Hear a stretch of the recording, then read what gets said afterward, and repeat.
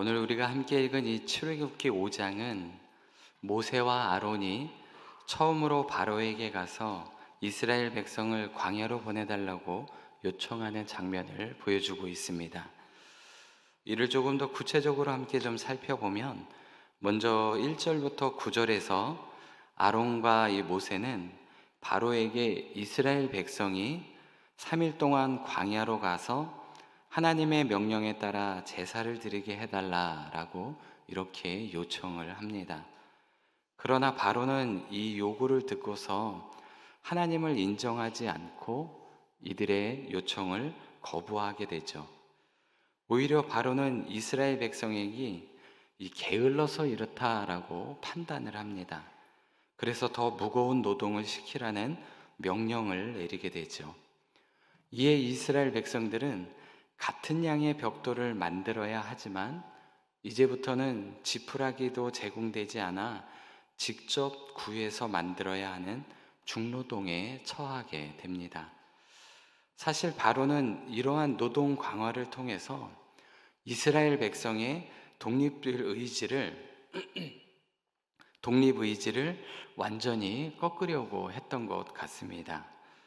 이어지는 10절에서부터 18절에서는 바로의 명령에 따라 이스라엘 백성에게 지푸라기를 주지 않고 동일한 양의 벽돌을 생산하도록 강요를 합니다. 백성들은 흩어져서 지푸라기를 구해 보지만 하지만 이 목표량을 채우기는 정말 어려운 상황에 빠지게 되죠. 그래서 이들의 고통이 더욱더 가중되어지는 것을 보게 됩니다. 그래서 15절에 보게 되면 이스라엘의 자손의 이 기록원들이 노동이 너무 가혹해지자 바로에게 호소를 하게 됩니다. 그러나 바로는 이들의 호소를 듣고도 오히려 이들이 게으름 탓에 이렇다라고 이들을 책망하게 되죠. 그로 인해 백성들의 고통이 더욱더 커지고 불만은 더욱더 쌓여가는 것을 보게 됩니다. 이어지는 19절부터 21절에서는 이 기록원들이 자신들의 고통과 백성의 어려움이 커지자 이 상황에 대해 실망과 원망을 표현하기 시작합니다. 그래서 그들은 모세와 아론을 만나서 자신들의 이러한 어려움이 이들의 요청 때문이라고 모세와 아론을 비난하기 시작하죠. 이 기록원들은 모세와 아론이 바로에게 말한 결과로 상황이 더욱더 악화되었다라고 생각을 했습니다. 그래서 모세와 아론에게 너희들이 이 일을 위해서 하나님께서 보내신 거냐 라면서 의문을 제기하고 있습니다. 그러자 22절과 23절에서 모세는 이스라엘 백성이 더욱 고통받는 상황을 보며 하나님께 돌아가 하소연을 합니다. 왜 백성의 상황이 이렇게 더 나빠졌는지, 왜 자신이 보냄을 받았는지 다시금 하나님께 묻게 되는 것이죠. 그리고 이스라엘을 구해달라는 기도를 드렸는데 결과적으로 백성의 고통이 더 심해진 상황에 대해 모세는 혼란과 실망감을 감추지 못하고 있습니다. 모세는 하나님의 부르심에 따라 순종했지만 백성들의 고통은 더 커지고 불만과 원망이 가득해졌습니다. 그러나 고난과 좌절 속에서도 하나님의 이 구원의 계획은 변함없이 진행되어 가는 것을 우리는 말씀을 통해 알 수가 있습니다. 하나님은 고난 중에도 일하고 계시고 그 끝에는 반드시 구원의 역사가 있다는 것을 우리는 기억했으면 좋겠습니다. 그러면 오늘 본문을 통해 주시는 영적 교훈 한 가지를 살펴보겠습니다. 그것은 하나님의 뜻에 순종했지만 상황이 악화될 때 우리가 기억해야 할 두 가지가 있다는 것입니다.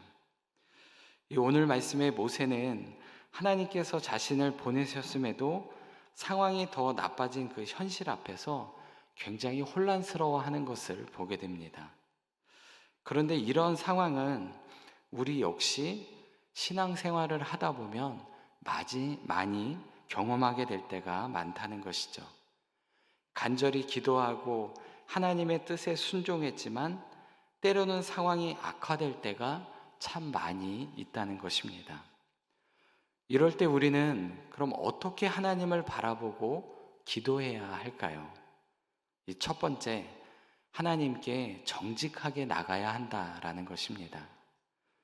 22절 말씀을 보면 모세가 여호와께 돌아와서 아뢰되 주여 어찌하여 이 백성이 학대를 당하게 하셨나이까 어찌하여 나를 보내셨나이까 라고 기도하는 모습을 보게 됩니다. 이 모습은 하나님께 자신이 가졌던 의문과 또 이 고통을 솔직하게 말하고 있는 모세의 모습을 보게 됩니다.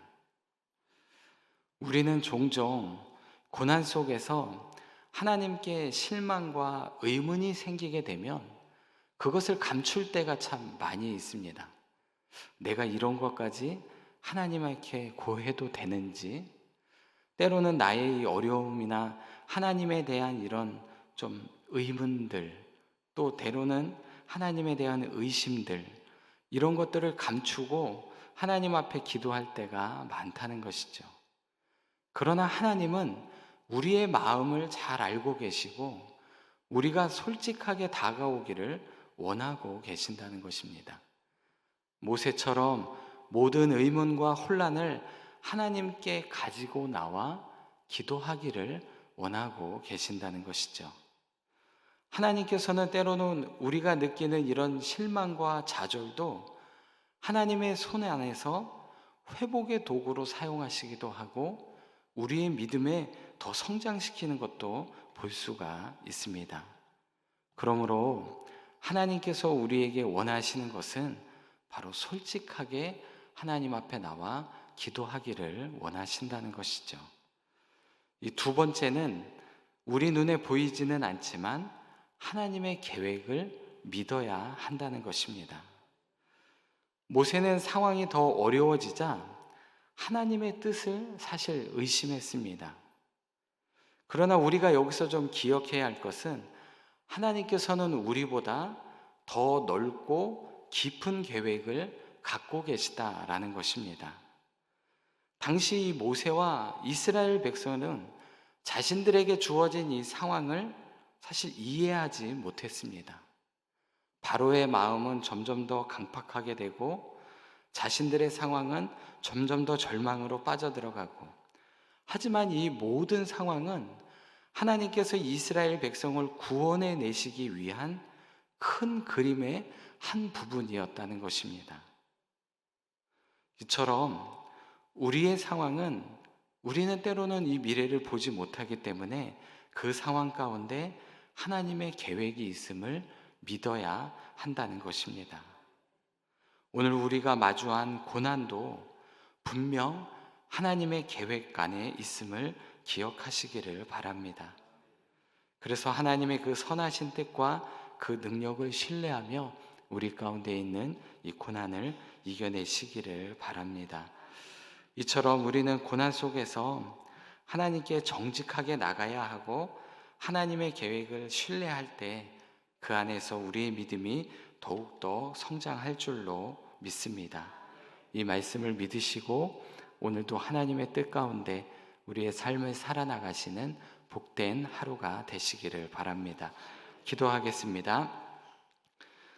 사랑과 은혜가 충만하신 아버지 하나님, 오늘도 우리는 어려움과 고난 속에서 주님만을 바라봅니다. 상황이 뜻대로 풀리지 않고 앞이 보이지 않아도 우리가 주님의 선하신 계획을 믿으며 앞으로 나가게 하여 주옵소서. 모세가 고난 속에서 주님께 탄원하였던 것처럼 우리의 아픔도 또 우리의 혼란도 숨기지 않고 주님 앞에 온전히 고백하게 하여 주옵소서.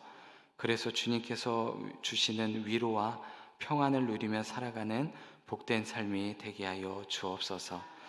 오늘도 찬양으로 하나님께 영광 돌린 우리 천사 찬양들을 기억하여 주시고 이 찬양이 우리 모두의 신앙 고백이 되게 하여 주옵소서. 날마다 주님 앞에 수고하는 우리 대원님들의 그 수고와 헌신을 기억하여 주시고 주님의 은혜와 평강이 넘치도록 은혜 내려 주옵소서. 건강 주시고 능력 주셔서 맡겨주신 사명 잘 감당할 수 있도록 인도하여 주옵소서.